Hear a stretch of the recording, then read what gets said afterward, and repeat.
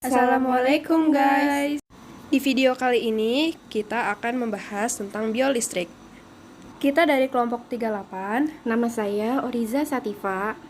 Dan nama saya Wanda Nurfitri Ramadhani. Nah, apa itu biolistrik?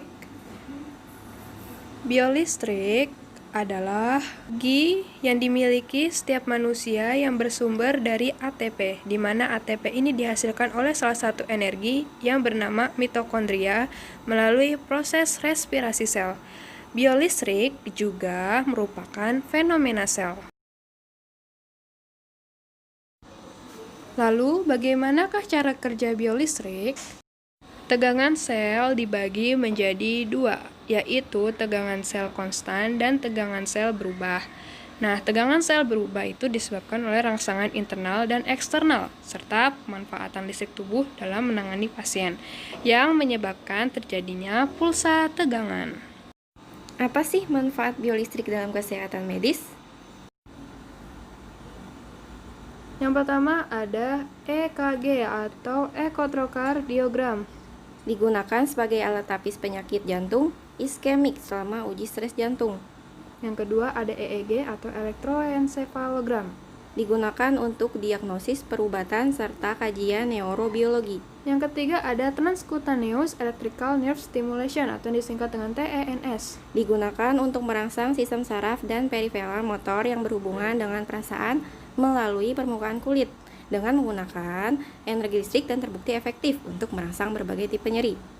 Yang terakhir ada defibrilator. Digunakan untuk memberikan terapi energi listrik dengan dosis tertentu ke jantung pasien melalui pedal yang ditempatkan di permukaan dinding pada dada pasien. Berikut gambar-gambarnya. Yang pertama ada EKG, yang kedua ada EEG, dan gambar ketiga adalah TENS, dan yang terakhir ada defibrilator. Yuk kita lihat aplikasi biolistrik dalam tubuh dalam video berikut ini. Sistem saraf. Sistem saraf merupakan suatu sistem koordinasi yang bertugas menyampaikan stimulus atau rangsangan dari reseptor ke saraf pusat untuk diterjemahkan dan menghantarkan informasi yang diperoleh ke efektor. Sistem saraf terdiri dari dua bagian utama, yaitu sistem saraf pusat dan sistem saraf tepi. Sistem saraf pusat berlokasi di bagian tengah tubuh, terdiri dari otak dan sumsum tulang belakang. Dan sistem saraf tepi terdapat di seluruh bagian tubuh kecuali otak dan sumsum tulang belakang.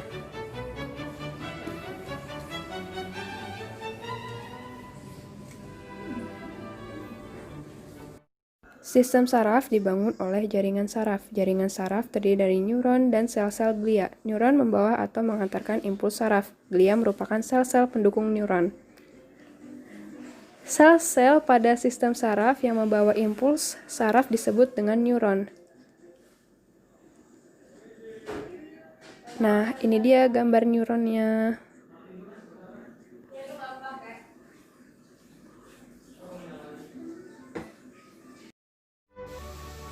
Struktur neuron.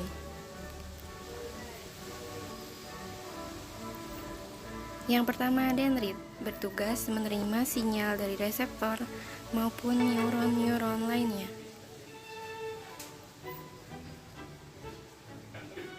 Yang kedua, badan sel. Badan sel terdiri dari nukleus dan organel-organel sel. Yang ketiga, akson, bertugas mengantarkan impuls ke sel-sel neuron lainnya. Neuron berdasarkan fungsinya. Yang pertama, neuron motorik. Neuron motorik berperan dalam mengantarkan sinyal saraf dari sistem saraf pusat ke efektor. Efektor kemudian memberikan respon terhadap stimulus yang diterima. Yang kedua, neuron sensorik. Neuron sensorik menerima rangsang atau stimulus seperti cahaya, panas, tekanan, dan zat-zat kimia, serta menyampaikan informasi yang didapat ke sistem saraf pusat. Yang ketiga, neuron intermediate. Neuron intermediate berperan dalam membawa impuls saraf di antara bagian-bagian pada sistem saraf pusat. Bagaimanakah proses penghantaran impuls saraf pada neuron?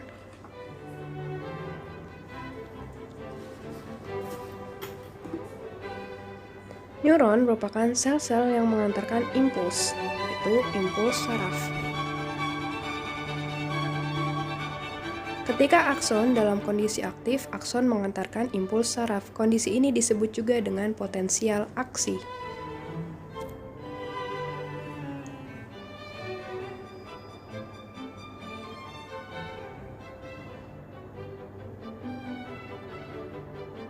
Pada kondisi biasa, akson tidak mengantarkan impuls saraf, bagian di dalam akson bermuatan negatif dibandingkan bagian luar. Potensial aksi dihasilkan melalui aliran ion bermuatan positif yang melewati membran akson.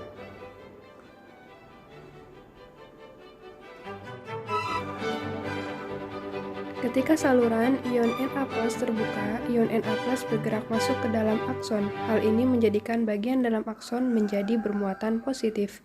Ketika saluran ion K+ terbuka, ion K+ bergerak keluar akson. Hal ini menjadikan bagian dalam akson menjadi bermuatan negatif kembali.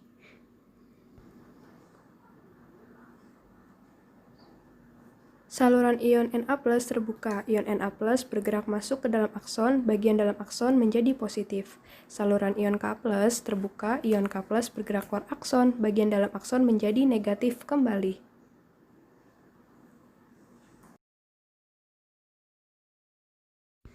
Begitulah cara kerja impuls saraf di tubuh. Sekian, terima kasih.